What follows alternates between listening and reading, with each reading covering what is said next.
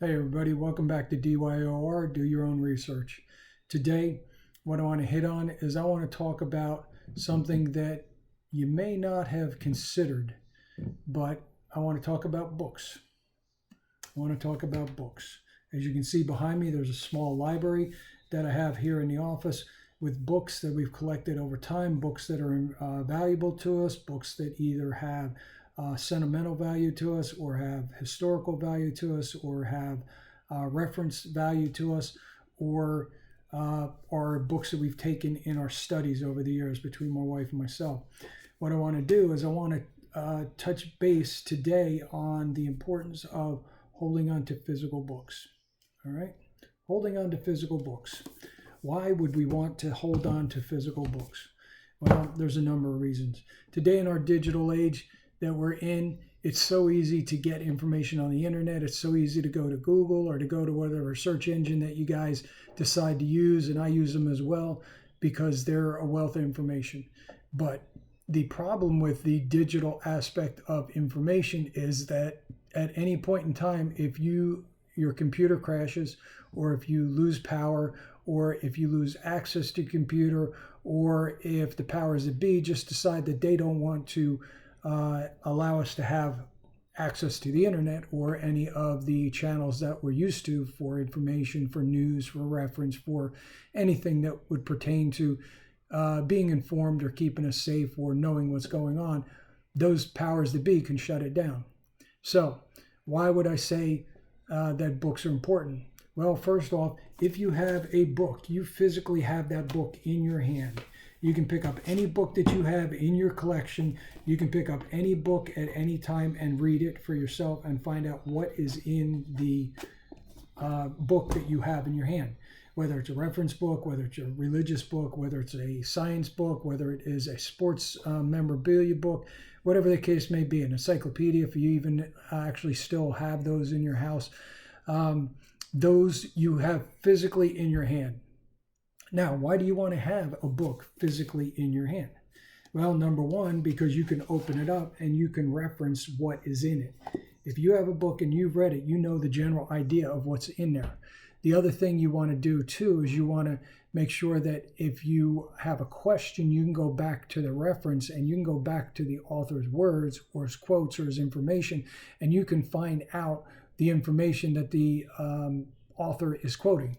Also, too, at the end of any good book is going to be a page of references, a page of bibliography information, a page of resources, a page of other sources of information that the book was written from.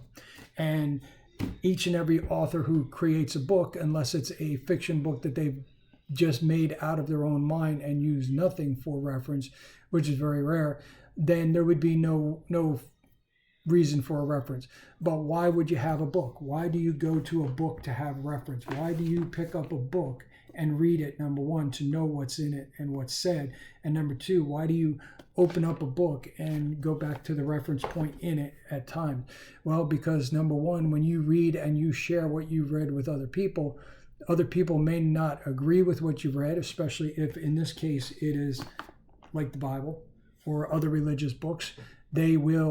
People will argue with it, although they've never read it, although they say they have read it, or if they have read it, they've read it with a very slanted bias, or they say, oh, I already read that one time, it didn't do any good for me. Okay, fine.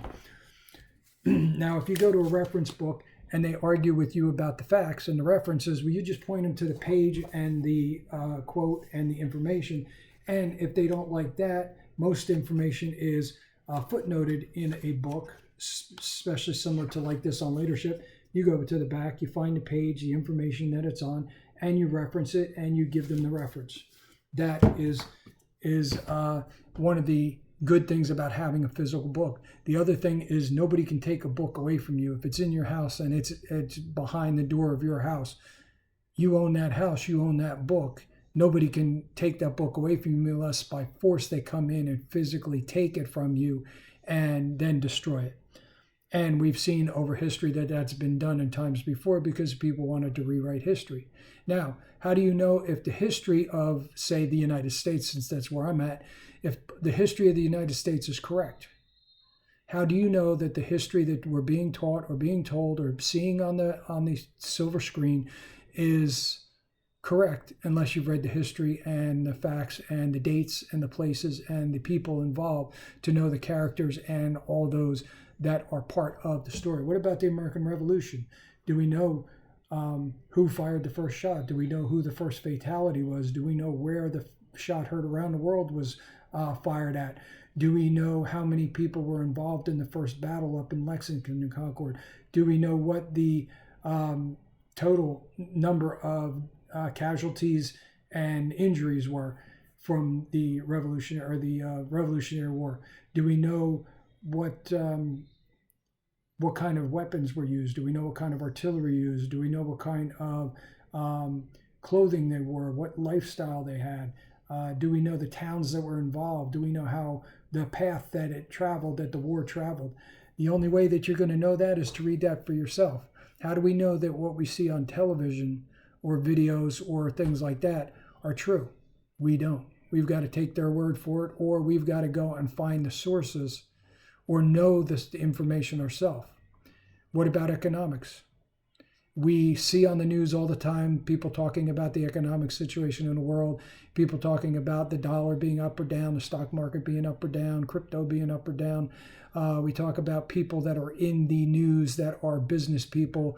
Do we know what's going on in the business sector? Do we know what segment of the Dow Jones Industrial Average they're talking about when they're talking about technology? Do we know what they're talking about when they're talking about precious metals, or if they're talking about commodities?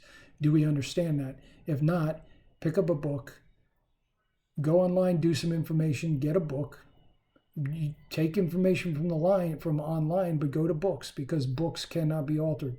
The only way that a book can be altered is if the author takes their writing, their work, and says to the publisher, I've made some changes to what I wrote in here. I want you to do an updated version. Now, there's sometimes where there are dates and places and names and financial numbers and things like that that do need to be changed. Therefore, there may need to be an addition. And sometimes something like this, where you're talking a leadership, the dichotomy of leadership, you don't need to. That's all said and done. They've got the references in there and you go. All right. But the important thing I want to get across to you today is, in doing your own research, do not allow the whole digital age to be something that somebody can lie to you with and deceive you with, because there's nothing more powerful and more dangerous to a government or to criminal operations than people who are educated, who do their own homework, and who know the facts. If our government is spitting lies, then we need to know the facts to be able to combat them and to say, nope, those are lies, and why those are lies.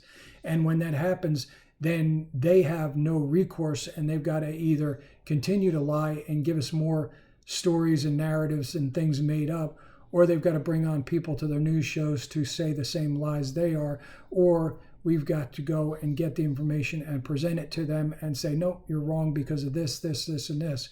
And they'll say, well, how do you know? Well, because that's what I read. Here's the facts. Here's the figures. Here's the receipts for what I've got.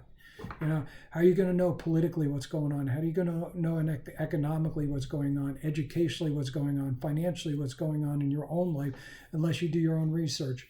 How about taxes? Do you guys know how to do your own taxes without H&R Block or Tax Pro or any of those organizations? Do you have a CPA? Do you know what a CPA is, what they do, how they do it? If you do have a CPA, do you understand their job to know what it is that they're supposed to do? And are they doing their job properly? Or are they just pushing papers and crunching numbers and giving you a calculation at the end? Because in my research, I found out that H&R Block and Tax Pro and all those filing agencies, they are basically set up so that the government gets the benefit at the end. You may get a little bit back, but it's always based on the government coming out ahead.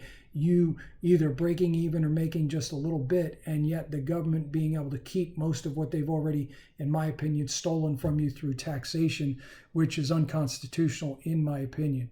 So that's what I had to say for today. Make sure in doing your own research, get yourself some physical books. That way you always have them as a reference. And no matter what happens with the digital world and no matter what happens in this world, somebody is going to have to come into your house and take those books from you personally if they want to strip you of the information and the upper hand that you have actually by having information on hand. So until we meet next time, I hope you guys have a great day, a great week, and we'll talk to you soon. Take care.